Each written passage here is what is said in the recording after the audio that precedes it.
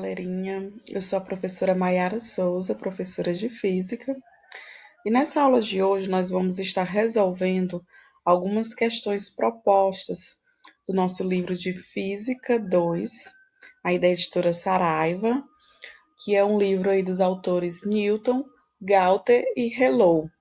Nós vamos estar fazendo aí questões sobre mudanças de estado físico da matéria. Nós vamos fazer das questões 49 até a questão 55 da página 60. Então vamos lá para a questão 49. As chamadas panelas de pressão são quase totalmente fechadas, a não ser por uma pequena abertura sobre a qual encaixamos um pequeno corpo C. Vê figura. Nós temos aqui o corpo C na panela de pressão, que faz com que a pressão interna seja maior que a pressão atmosférica. Vamos estar atentos aqui para os detalhes. A pressão é maior que a pressão externa, né? Que é a pressão atmosférica.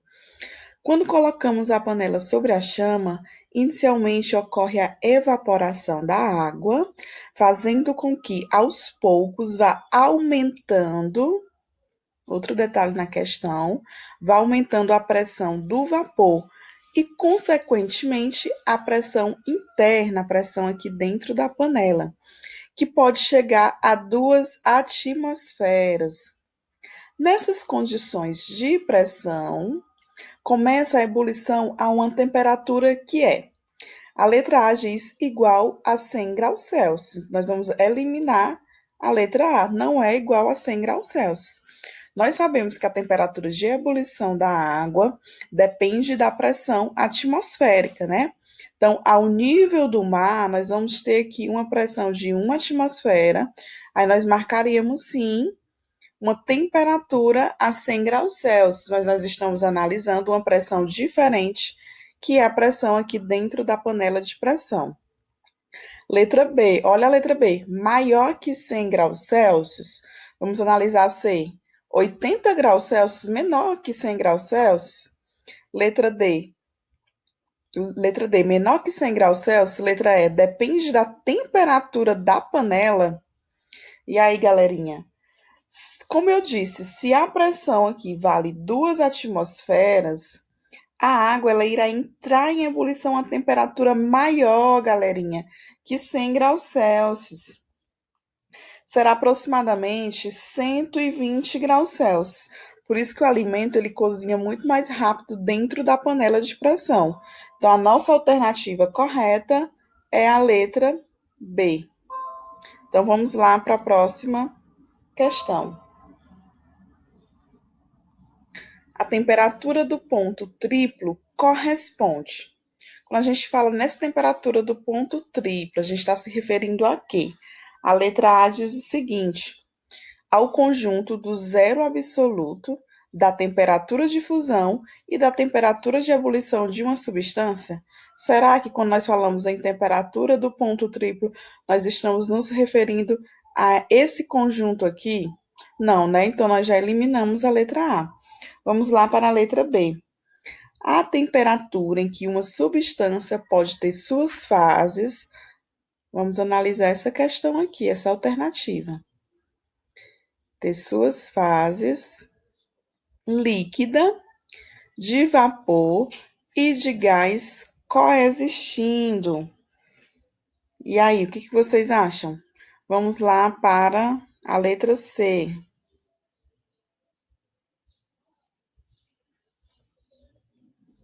A temperatura crítica de uma substância. Letra D. A coexistência em equilíbrio das fases sólida, líquida e de vapor de uma mesma substância. E letra E, nenhuma das afirmações anteriores está correta.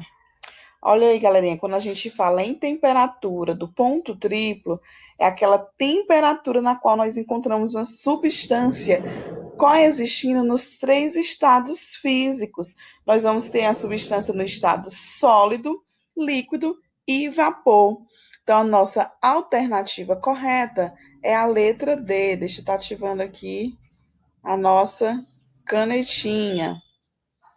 Essa temperatura aí é a coexistência em equilíbrio das fases sólida, líquida e de vapor de uma mesma substância.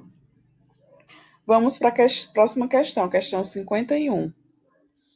A temperatura crítica de uma substância é a letra A, única temperatura na qual a substância pode sofrer condensação, qualquer que seja a pressão. Vamos estar eliminando aqui a letra A, né, galerinha? Vamos lá para a letra B. Única temperatura na qual a substância não pode sofrer condensação mediante simples aumento de pressão, também está errada, a letra B. Vamos lá para a letra C.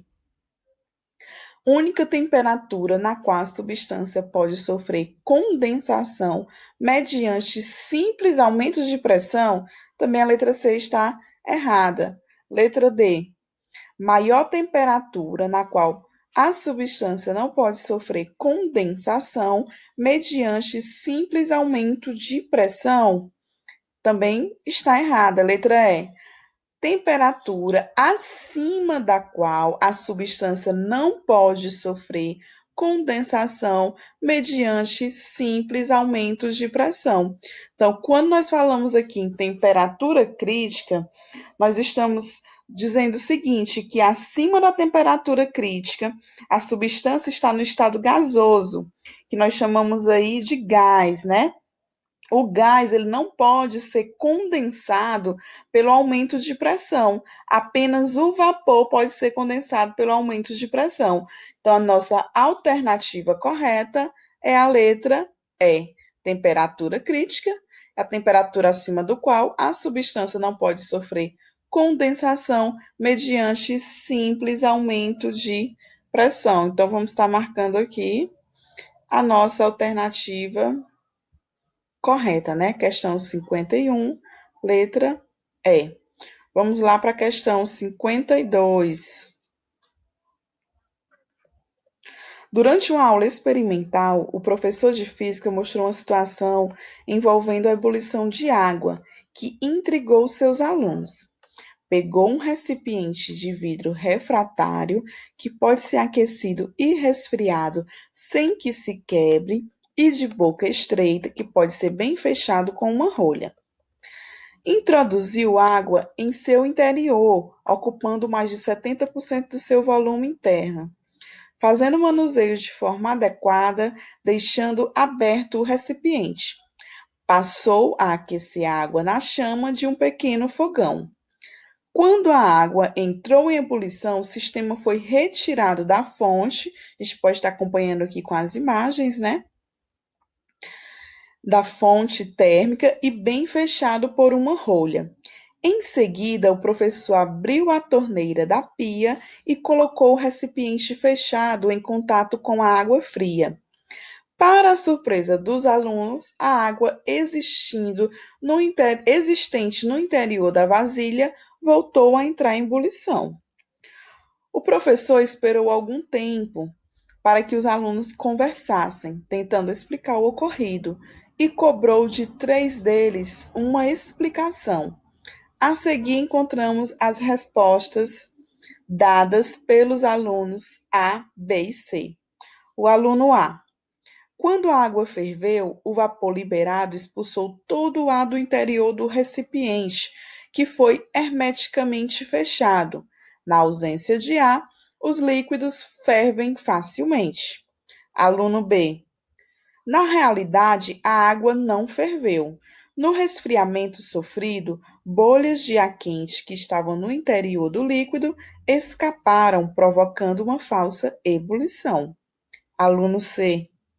No resfriamento do sistema, a pressão de vapor no seu interior diminui mais rapidamente do que a temperatura da água.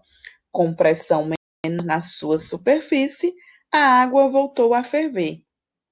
Considere a letra V para uma afirmativa verdadeira e F para falsa. Assinale o conjunto correto de letras na sequência de A para C. Então, vamos voltar aqui para a imagem. Nós temos aqui a ilustração, né, dessa experiência proposta por esse professor. Nós vemos aqui esse recipiente sendo colocado em cima de uma chama aqui de um fogão. Após a água ferver, o professor vem e fecha esse recipiente com uma rolha. Depois, o professor abre a torneira da pia, coloca o recipiente fechado em contato com essa água fria. E o que acontece para surpresa de todos, né? A água que estava aqui dentro, ela começa novamente a entrar em ebulição, ou seja, passar do estado líquido para o estado de vapor, né? Para o estado gasoso. Aí vamos analisar aqui a afirmativa do aluno A. O aluno A diz o seguinte: quando a água ferveu, o vapor liberado expulsou todo o ar do interior do recipiente, que foi hermeticamente fechado. Na ausência de ar, os líquidos fervem facilmente. Tá correta essa afirmação aí, galerinha? Não, não está. É falsa a afirmação desse aluno A. No aquecimento, parte do ar interno saiu. Sim, saiu, mas nós não podemos dizer, no entanto, né, que o ar restante e o vapor de água provocam uma pressão igual à externa na superfície da água. Então, essa afirmação aqui do aluno A está incorreta, é falso. Vamos lá para o aluno B. Na realidade, a água não ferveu. No resfriamento sofrido, bolhas de ar quente que estavam no interior do líquido escaparam, provocando uma falsa ebulição. Essa afirmativa aqui também é falso. Por que é falso, professora? A nova ebulição ocorre porque a pressão na superfície do líquido diminui. Vamos agora para a afirmativa C. No resfriamento do sistema, a pressão de vapor no seu interior diminui mais rapidamente do que a temperatura da água. Com pressão menor na superfície, a água voltou a ferver. Está corretíssima, né? É verdadeira essa afirmação. A água da torneira ela vai esfriar a superfície do recipiente e a pressão do vapor interna, né, ela vai diminuir. Então a temperatura de ebulição diminui e a água volta a ferver. Então nós temos aqui como alternativa correta a letra D. Não é isso? Letra D, falso, falso e verdadeiro. Vamos lá para a nossa próxima questão. Questão aí de número 53. Leia as afirmativas a seguir. A sublimação de uma substância corresponde à sua passagem do estado sólido para o estado líquido. A 02. A temperatura de sublimação de uma substância cresce com o aumento da pressão. 04. Gelo seco é a denominação comercial do dióxido de carbono. Quando este é deixado sobre uma mesa, vai desaparecendo. A explicação é que ele está sublimando. 08. A passagem de uma substância do estado sólido para o gasoso ou vice-versa, sem que se transforme em líquido, é denominada sublimação. Dê como resposta a soma dos valores associados às afirmativas corretas. Nós vamos julgar aqui, ver quais são as corretas e nós vamos somar e dar o total somente das corretas. Então vamos lá para a afirmativa 01. Galerinha, a passagem do estado sólido para o estado líquido chama-se fusão. A sublimação é a passagem do estado sólido para o gasoso, ou vice-versa, sem estar passando aí pelo estado líquido. Então, essa afirmativa aqui, 01, está incorreta. Vamos lá para 02. A temperatura de sublimação de uma substância cresce com o aumento da pressão. Essa afirmativa ela está correta. Quando nós analisamos o diagrama de estado de uma substância, é bem fácil observar que a temperatura de sublimação ela cresce sim com o aumento de pressão. Vamos lá para a afirmativa 04. Gelo seco é a denominação comercial do dióxido de carbono. Quando este é deixado sobre uma mesa, vai desaparecendo. A explicação é que ele está sublimando. Essa afirmativa também está corretíssima. Nós sabemos aí que existe uma temperatura de fusão para o gelo seco, mas, no entanto, na temperatura e pressão do nosso ambiente, o dióxido de carbono, né, que é aí o gelo seco no estado sólido, ele sublima, ele vai passar o quê? Direto do estado sólido para o gasoso. Também está corretíssima. E a 08, nós temos aí que a passagem de uma substância do estado sólido para o gasoso ou vice-versa, sem que se transforme em líquido, é denominado sublimação, que nós acabamos de falar, né? Então está correta também. Então a soma vai ser 0,2 mais 0,4 mais 0,8. Nós vamos ter aí como resposta o número 14. Então a resposta da questão 53 é 14. Vamos lá para a questão 54. Está terminando nossa penúltima questão. Para liquefazer-se, um gás deve. Galerinha, nós vamos lembrar aí da liquefação de um gás. Essa liquefação de um gás, ela é feita resfriando até atingir uma temperatura menor que sua temperatura crítica e, se necessário, comprimindo. Então, a nossa alternativa correta é a letra D. Para liquefazer-se um gás, nós temos o quê? Deve-se diminuir sua temperatura abaixo da crítica e, se necessário, comprimi-lo. Então, repetindo, questão 54, alternativa correta, letra D. Vamos lá para a questão 55, nossa última questão. O que acontece quando se agita um recipiente contendo água em sobrefusão? O que vai acontecer? O equilíbrio metaestável, né, que é um equilíbrio aí precário, ele vai se romper. Vai ocorrer aí a solidificação parcial ou total da água. Consequentemente, nós vamos ter um aumento na temperatura do sistema. Então, a alternativa correta da questão 55 é a letra C. A água solidifica-se total ou parcialmente, acarretando um aumento na temperatura do recipiente. Então, nós terminamos a nossa videoaula de hoje e eu agradeço vocês pela atenção e aguardo vocês na nossa próxima aula. Tenham todos aí um bom dia. Até a próxima.